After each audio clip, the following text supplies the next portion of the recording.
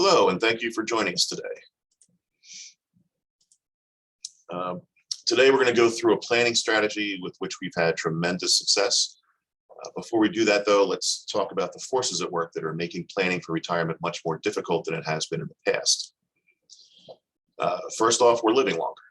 In 1950, the average life expectancy was 65 and a half. In 1970, it was 71. Today, it is 78. For many of our clients, though, it's even longer, as they have the means to afford better health care. As a result, we need to plan for a longer and costlier retirement than we have in the past. For a 45-year-old that wants to retire at 65, it means they have 20 years to fund for a retirement that may well exceed 20 years.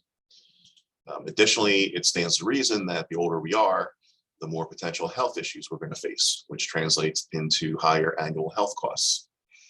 The bottom line is that the combination of living longer and paying more for healthcare puts a tremendous amount of pressure on retirement assets. Social Security benefits. In 1950, there were 16 and a half workers for each Social Security benefit recipient. Today, it is 2.5. Longevity is the major reason for that. When Social Security was initially developed and through its early years, people didn't live very long after retirement. And typically they collected a lot less than they contributed. That's not the case today, and changes are going to need to be made to keep it solid. Right now, 85% of benefits are taxable for adjusted gross income above $34,000 for individuals and $44,000 for joint filers. One big change that's been talked about is a phase out of benefits over a certain income threshold for all recipients rather than simply taxing them. In a minute, we'll talk about why that is a very important detail in our retirement planning. The next challenge is the national budget. The budget deficit was already an issue before COVID, and as we're all aware, it has ballooned dramatically over the past 2 years. With interest rates rising, the cost to service that debt is going to increase, which will further compound the problem, which forces either major budget cuts, big tax increases, or more likely a combination of the two. Regarding taxes, in 2026, the current tax law is going to sunset, and the top rate will increase from 37% to 39%. Given the country's economic position, it's hard to imagine a scenario in which that rate will be much lower in the future. So taxes are going to continue to be an erosive element that needs to be overcome in any retirement plan. So given these challenges, how can we go about structuring a plan that will meet our clients' needs? Well, we have several tools at our disposal. IRAs, both traditional and Roth, 401ks, taxable investments, and the 7702 plan are the main players here. IRAs. IRAs are not very useful for our clients.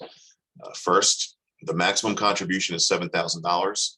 Whether it's going in pre-tax or after-tax, depending on the type of Roth. But if you make the amount of money our clients typically earn, the maximum is going to be zero. Additionally, if you skip a year, you cannot make it up. Now, if a client does have money in a traditional IRA and starts taking income, that is going to be taxable and counts towards adjusted gross income. And remember, once you get above $34,000 of AGI in retirement, 85% of the Social Security benefit is taxable, and in the future, potentially phased out. Roth distributions don't affect that, as they are tax-free. But again, for clients who make too much to fund an IRA, there won't be anything there to withdraw anyway, so nothing is really gained here. Of course, you can't touch either one before 59 and a half without penalties. And finally, if you die with an IRA, in addition to being subject to estate tax, the estate will have to recognize the deferred income as IRD, income in respect of a decedent. 401ks are similar to traditional IRAs. Contributions are tax deductible, growth is tax deferred. And while there is no income limit per se, there are limits on annual contributions, substantially higher than the $7,000 on IRAs. But like IRAs, there is no ability to make up any skipped payments. And just like a traditional IRA, distributions are taxable. Since the amount of income that can be taken from a 401k can be significant, That increase in AGI and the corresponding reduction in Social Security benefits can be dramatic. Finally, in addition to estate taxes, the IRD also needs to be recognized at death. Taxable investments lose the tax deduction and the tax deferral, but contributions have no limits at all. Plus, clients have the ability to tap into them before 59.5 if they need to. However, they will need to pay taxes on any earnings or gains generated throughout the life of the plan. So any taxes on any gains from moving from fund to fund, for example, or income from dividends or earnings will have to be paid either out of pocket or from plan assets. If they die early, the family will get whatever the balance is, and it will be subject to estate taxes. In addition, taxable investments do not offer any protection from creditors.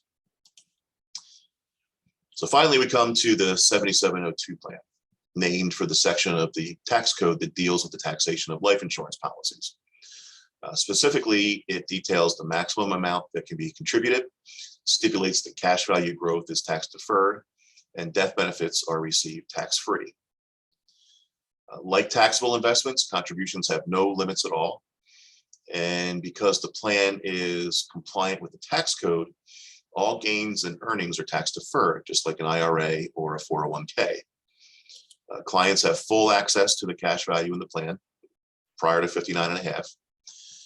And most importantly, unlike IRAs, 401ks, and taxable investments, the code specifies that income from the policy via withdrawals and loans is not reportable as income.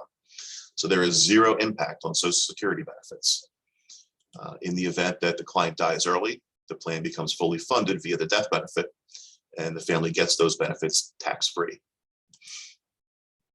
Within the 7702 plan, there are several investment strategies.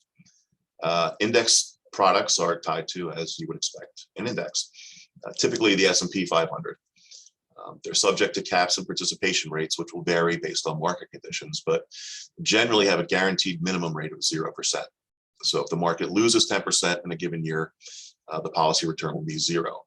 However, if the market gains 10%, the policy would credit up to the cap, which are currently in the 8% range right now. With a fixed product, cash values are credited with an interest rate declared by the company. Since most carriers' assets are invested in mid to long-term bonds, these rates will tend to track with current interest rates. I got into the industry in 1991, and since then, interest rates on policies have been pretty much in a steady decline. But I think now we might finally be at the point where that trend might finally be reversing, and we'll see interest rates rising in the future. Variable products are essentially mutual funds with an insurance wrapper. Carriers offer a wide variety of sub-accounts that are managed by fund families like Fidelity, American Funds, for example, in addition to ETFs and proprietary strategies. Unlike taxable investments, and again, because of the language in the tax code, clients can move between accounts without any costs or recognition of gain. So let's run through a sample case.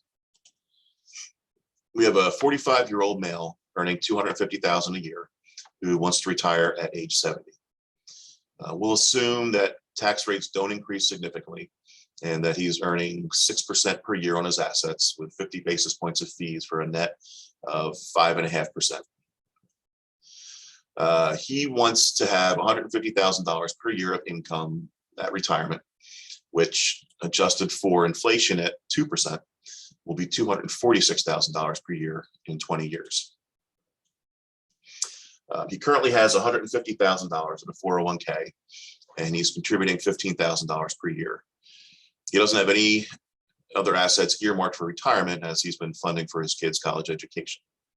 So to hit his retirement goal, he'd need to start putting away $65,000 per year in addition to his $15,000 401k contribution for a total of $80,000 per year.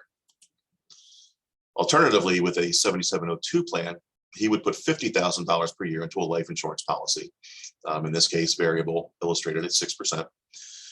Because the 7702 is much more tax efficient than the 401k, he can stop contributing to that, putting his total annual cost at $50,000 a year. So over the next 25 years, it's going to cost him $750,000 less to get to the same retirement goal. If we compare the cash flows of the two approaches, the big things that jump out are, one, income taxes. The 7702 plan reduces taxes by $328,000 over 20 years compared to taxable investments. Second is Social Security benefits. Because the 7702 plan isn't generating any AGI, we're minimizing the tax hit on Social Security benefits to the tune of $164,000 over 20 years. And that impact will be even greater if the government moves to phase out benefits instead of just taxing them, as we discussed. So this is a page from the presentation that I designed, which compares the two plans. The key takeaways here are, first of all, it cost him $24,000 less per year, or $600,000 over 25 years. While he is accumulating assets, the ability to defer taxes means he gave the IRS $68,000 less. Also, he'll pay $1.3 million less in taxes on his distributions. Plus, he'll receive almost $800,000 more in Social Security benefits. So over the life of the plan, the total savings and benefits that he'll receive is $2.8 million. And finally, if he dies at 85, the family is going to get an additional $300,000.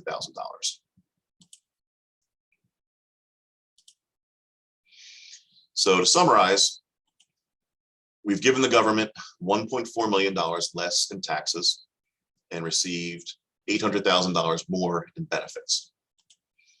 We paid $600,000 less for the plan to get to the same income goal. We've reduced our exposure to tax increases in the future. And in the event of the worst case scenario where the client dies before retirement, the plan will self-complete via the death benefit, and the family will end up with the full value of the plan tax-free. So retirement planning has changed. Gone are the days where people were able to base the retirement on a guaranteed pension and Social Security alone. Clients today face numerous challenges, and with our help, you can ensure that they're able to enjoy the retirement that they want and deserve. So I hope you found this helpful and informative. Please feel welcome to reach out to me with any questions, or even better, for help on a case.